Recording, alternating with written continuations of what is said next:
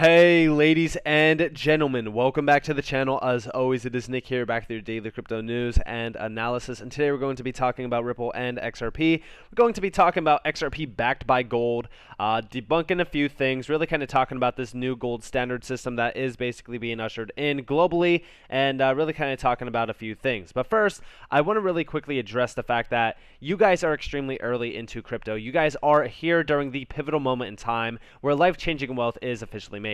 What is that moment? Well, we're talking about being here during a bear market. I share with you guys XRP's price chart going back to 2017, 2018, and since then, a lot of hope, a lot of, any sort of, realistic viewpoints on XRP has been, lost. I don't think that a lot of people actually think that XRP can even go back to its 2017, 2018 all-time high, let alone go into $10, $20, etc. To me, $10 to $15 has always been the target on XRP, and I do believe that we will get there. But it's going to take a little bit of time, until the next cycle really kind of, ushers in. And I do think that we need to endure a little bit more pain. But I want you guys to understand that you are here during this time.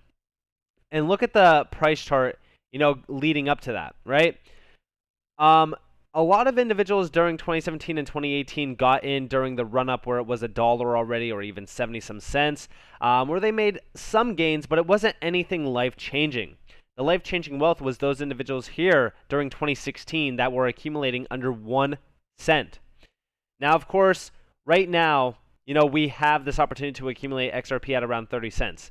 We also had that, moment in time to accumulate XRP under 30 cents during 2021, where the SEC lawsuit came in. I think I was actually buying around like 18 to 20 cents on Coinbase before, of course, they did delist it fully, and that's when I did start accumulating on Uphold. But we only ran up to about $2. That was pretty significant gains, but it wasn't anything monumental that a lot of individuals were hoping for. Hence why, a lot of people were starting to hate on XRP. They don't like the price action. They lost any sort of hope and faith within the asset, itself as an investment vehicle. And I want you guys to understand that that's the best time to be, looking at an asset. When a lot of people just kind of, don't care about it. They, think that's going to zero. It's whatever. It's a scam. It's this, it's that. It's the worst time to jump out of the market when people are like that. And honestly, this entire market sitting at about a $1 trillion market cap is insanely undervalued. But first, I want to talk to you guys about a few things before we even talk about the potential of XRP. So first off, we do see here Turkish banks are now adopting Russian payment systems, or the Russian payment system. Turkey is considering joining BRICS. BRICS is working on a new global reserve currency, an alternative mechanism for international payments. All these countries are stockpiling gold. Now, to me, I do believe that we will see a full-on new global reserve currency. I also do think that we will most likely go back to the gold standard around a payment mechanism, which I also do welcome, by the way. I think that the main reason why we got rid of the gold standard was so that we can have, manipulation within the fiat-based system. Think about it. You can't print gold, but you can print fiat. It's pretty easy, right?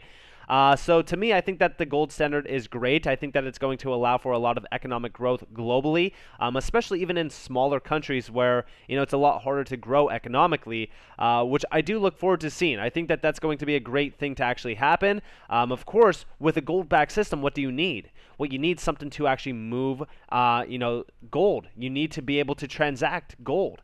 And we're actually going to be talking about that. But first, I think that there's a huge misconception around a gold-backed system and how the U.S. will fall behind.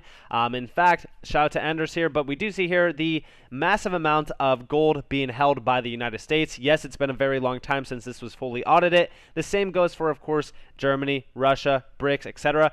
So to me, do I think that the U.S. is going to fall behind when we do usher in a gold-backed system? Not exactly. What I do think is going to happen, though, is that the U.S. will fall behind by not adopting in crypto-related use case mechanisms. For an example, XRP. We're going to be talking about that. But also, first, central banks globally added 59 tons of gold to their reserves last month alone. Central banks around the world continue to stockpile. Yes, I do believe that they are preparing for what is going to happen.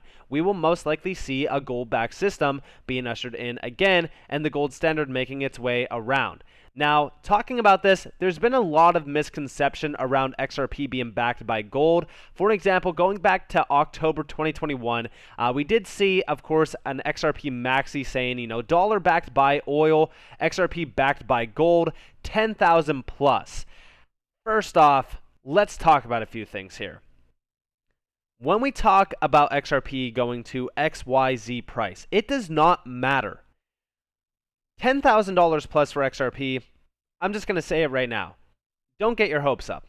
Don't get your hopes up on $1,000 XRP, let alone $10,000. I've always said that price predictions, price targets don't really matter, okay? It's the idea on what are you willing to, hold until? Will XRP hit $100 and you sit there saying, nope, I'm holding until 1,000, I'm holding until 10,000. It just does not make sense to. I mean, economically, there isn't an idea on all right, I need XRP to go to $10,000 to make, life-changing wealth. Life-changing wealth is however you perceive it to be. But also, I want you guys to understand that XRP will never be backed by gold. It just never will happen. Here's Matt Hamilton, who, of course, did work at Ripple. And we do see here, you can't back XRP with another asset. And we do see down here, you could back the infrastructure with gold. The gold standard is on, the way. Now, to me, again, like I said, I do believe that the gold standard is on its way, but we do see down here, what does that even mean? What infrastructure? How do you back it with gold? Does he mean that Ripple will be backed by gold? Ripple will be holding gold reserves? Because, again, that is just, it's just not, an area where we are basically getting to. Now, of course, the infrastructure, behind the payment mechanism, behind the entire payment infrastructure, again, will most likely be a gold-backed system, but XRP itself will not be backed by gold, and I've always said this.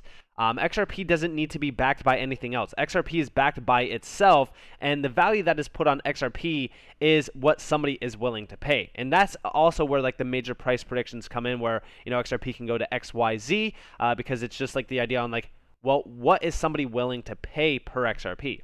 Again, to me, I'm not going to sit here and wait for $10,000, plus to be, manifested in on XRP. I will definitely be exiting quite a bit at around $10 to $100 for an example. But I'm not going to tell you guys hey, you should wait to $10,000, just because I think that those price predictions for the longest time have been thrown out just to kind of get clicks and views. But I don't think that it is a realistic viewpoint on how to actually view this market. Now, of course, when we talk about a gold-backed system, what is going to be needed? This is where XRP actually does come into play, and this is where I could see XRP's major potential. XRP worked into a gold-backed system would be a payments of moving it. For example, Comtech Gold is a huge innovation to this space, and this is actually built on Zinfin, funny enough, on the Zinfin network, where we do see all the benefits of gold, all the benefits of cryptocurrency. 1 CGO represents 1 pure gram of gold, fully backed, redeemable, and regulated. Now, this is pretty significant. It is, like I said, built on the Zinfin network. It has tokenized gold itself, and yes, it is backed by gold. We do see all the benefits of crypto, all the value of gold. All gold tokens are 100% backed by real physical gold. The gold comes in standardized 1 kilogram bars of 999.9 purity from internationally recognized refineries. Now, of course, they do have a full-on breakdown of this. They are fully transparent within it.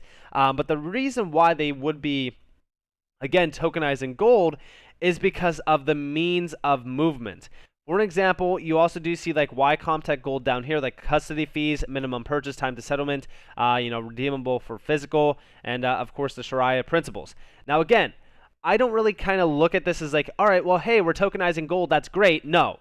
In fact, if we actually go over to this Medium post, I think that this is the greatest way to actually look at tokenization in general. So we do see here 30 examples of assets that can be tokenized. We do see tokenization as the process of converting rights to an asset into digital token hosted on the blockchain. To put it simply, tokenizing something means making the storage and management of an asset digitally represented by tokens. The assets can be either physical or digital, and our world is surrounded by them. Yes, and we do see the possibilities of tokenization are endless, as they allow for both proof of ownership or fractionalized ownership, precious metals, arts, funds, etc. There's so much to this. We also do see commodities and stuff like that. Yes, it's great to see, but of course, these are the advantages: security, immutability, speed, and ease of transfer by using blockchain and Web3 technology. The biggest problem with gold is the movement of it. Okay, you know, when we talk about like a gold-backed system, it's extremely hard to actually move gold. Now, you won't be transacting with gold. Just money itself, fiat, will be backed by gold reserves. So, you know, you won't really have to worry about moving, you know, gold. But government entities would. Now, how will they actually transact in it? How will they move gold? It will be through, of course, tokenization. That's where XRP actually comes into play. That's where the XRP ledger comes into play. XRP will basically provide liquidity means, but we will see, of course, transactions in gold, where gold will basically be, again, tokenized on like the XRP ledger. That's how I actually perceive this to actually be, as well as like, you know, a bridge for it. I think that that's going to be huge. And we actually do see down here like Fabrics is your solution to build your applications. We are the bridge enabling your platform to leverage the Web3. Again, like bridges will 100% be needed, but liquidity is the huge area to really kind of look at. And like I said, I do believe that XRP will be the liquidity source, the bridge currency for a gold-backed system. Now, over here, I share with you guys this yet again because I do believe that this is actually how large tokenization is. This is from, you know, the World Economic Forum. Up to 10% of global GDP could be stored on blockchains by 2025. Now, this is from 2019.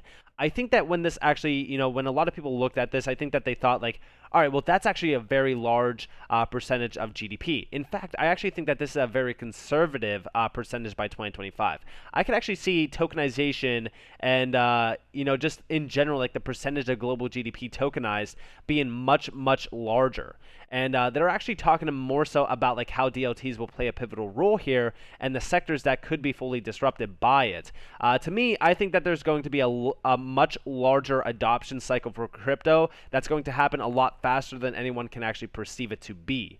Again, when we talk about like a gold-backed system, a gold-backed system will basically be on its way, and I do believe that it is on its way, and I do think that we will see a full-on adoption cycle for it yet again, because I think that a lot of individuals are finally realizing, and government entities are finally realizing that, listen, you know, a gold-backed system would be 100% more efficient than, of course, like, you know, what we have now, which is like a fiat system backed by basically nothing, if you will, and we've basically learned that to be the main gist of it. Printing money, basically hyperinflating, you know, this market is not the way to go about things. And we've seen the, you know, the aftershock effects of that.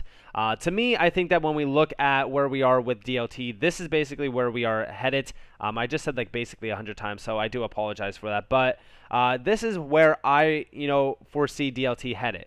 You do see all of the use cases here. You also do see, you know, the markets that it could disrupt. We do see, you know, debt markets, equity markets, asset management, enablement of use cases, securities financing, derivatives as well, securitized, you know, products. It's a very large aspect of DLTs.